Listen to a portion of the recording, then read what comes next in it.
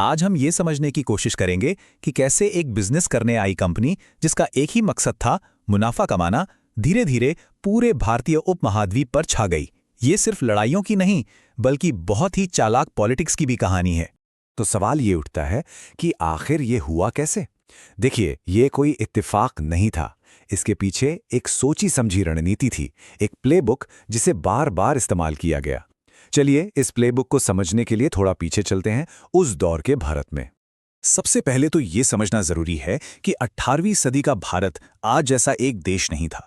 मुगल सल्तनत तो बस नाम की रह गई थी और उसकी जगह मराठा, मैसूर, हैदराबाद के निजाम जैसी कई बड़ी बड़ी ताकतें थीं जो आपस में ही सत्ता के लिए लगातार लड़ रही थीं।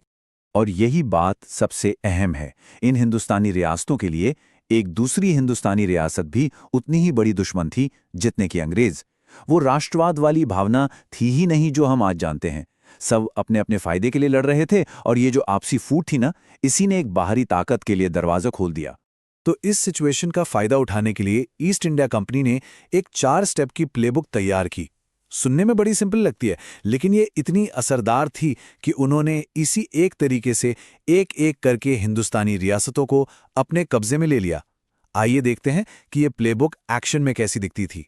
तो हमारी पहली केस स्टडी है मैसूर का शक्तिशाली राज्य। ये अंग्रेजों के लिए उस वक्त एक बहुत बड़ा एक असली चैलेंज था। देखिए, मैसूर कोई मामूली रियासत नहीं थी। हैदर अली और उनके बेटे टीपू सुल्तान की लीडरशिप में उन्होंने अपनी आर्मी को यूरोपियन तर्ज पर बिल्कुल मॉडर्न बना लिया था। असल में टीपू सुल्तान ने मिलिट्री रॉकेट्स का इस्तेमाल शुरू किया, एक ऐसी टेक्नोलॉजी जिसने बैटलफील्ड पर अंग्रेजों के होश उड़ा दिए थे। लेकिन उनकी एक कमजोरी भी थी, वो थी उनकी विस्तारवादी नीतियां, जिसकी वजह से उनके पड़ोसी ही उनके दुश्मन बन गए थे। और यहीं पर कंपनी की प्लेबुक काम आती है। देखिए, पहले युद्ध में तो हैदर अली ने कमाल की डिप्लोमेसी दिखाते हुए अंग्रेजों का गठबंधन ही तोड़ दिया। लेकिन अंग्रेजों ने अपनी हार से एक जरूरी सबक सीखा। तो 1790 आते आते उन्होंने अपनी स्ट्रैटेजी बदल दी। इस बार उन्होंने मराठों और निजाम को अपने साथ मिलाया और टीपू सुल्तान को बिल्कुल अकेला कर दिया। नतीजा, 1799 में टीपू की हार हुई और मैसूर का वजूद ही मिटा दिया गया। चलिए अब मैसूर से आगे बढ़ते हैं, मराठों की तरफ। उस दौर में वो सबकॉन्टिनेंट की सबसे बड़ी ताकत थे, लेकिन उनका स्ट्रक्चर अलग था, इसलिए अंग्रेजों ने उनके खिलाफ एक अलग दांव खेला। देखिए, मराठा साम्राज्य एक सेंट्रल पावर नहीं था। ये सिंधिया, होलकर, गायकवाड़ जैसे कई शक्तिशाली सरदारों का एक ग्रुप था, एक कन्फेडरेसी।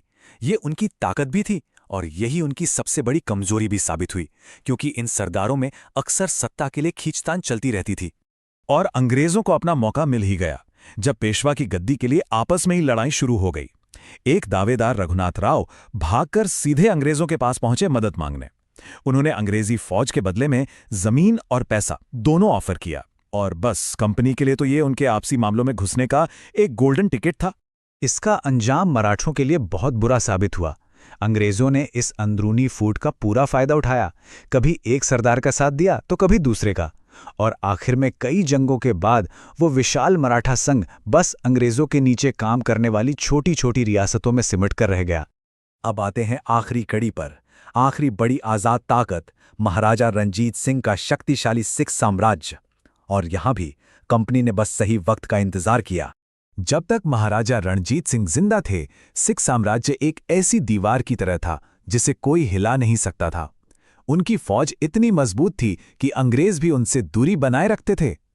लेकिन 1839 में महाराजा रणजीत सिंह की मौत हो गई और बस यहीं से उल्टी गिनती शुरू हो गई। उनकी मौत से एक पावर वैक्यूम बन गया और अगले 6 साल तक सिर्फ साजिशें, आपसी लड़ाइयां और कत्ल का दौर चला। इस आपसी कलह ने उस मजबूत सिख फौज को अंदर से खोखला कर दिया और अंग्रेज वो तो बस इसी मौके की ताक में थे। उन्होंने इस कमजोरी को भांपकर सेना को जंग के लिए उकसाया और बस एक दशक के अंदर 1849 तक वो मजबूत सिख साम्राज्य भी ब्रिटिश भारत का हिस्सा बन गया। लेकिन बात सिर्फ मैदाने जंग जीतने की नहीं थी। इन जीतों को हमेशा के लिए पक्का करने के लिए कंपनी ने एक बहुत ही चालाक पॉलिटिकल टूल का इस्तेमाल किया। इसे कहते थे सब्सिडियरी अलायंस या सहायक संधि। डील सिंपल थी, एक हिंदुस्तानी राजा अपनी फॉरेन पॉलिसी और डिफेंस सब अंग्रेजों को दे देगा। बदले में कंपनी उसको प्रोटेक्शन देगी और इस प्रोटेक्शन का खर्चा वो भी वही राजा उठाएगा। तो कहने को तो आप आजाद हैं, लेकिन असल में आप पूरी तरह उनके कंट्रोल में आ जाते थे। इस सिस्टम से अंग्रेजों ने यह पक्का कर लिया कि जो राज्य एक बार उनके चंगुल में आ गया वो दोबारा कभी सर न उठा सके। धीरे धीरे एक एक करके इस संधि ने पूरे सब कॉन्टिनेंट पर ब्रिटिश कंट्रोल की नींव को पत्थर जैसा मजबूत कर दिया। तो आखिर में एक प्रॉफिट कमाने वाली कंपनी ने भारत पर कब्जा कैसे किया? एक अचूक प्लेबुक के जरिए। आपसी दुश्मनी का फायदा उठाओ, दुश्मन के दुश्मन से हाथ मिलाओ और जीतने के बाद उस जीत को सहायक संधियों से परमानेंट पॉलिटिकल कंट्रोल में बदल दो। ये पूरी कहानी हमें एक बड़े सवाल पर लाकर खड़ा करती है। जब एक कॉरपोरेशन की बॉटम लाइन यानी उसका मुनाफा एक साम्राज्य बनाने से जुड़ जाए तो होता क्या है?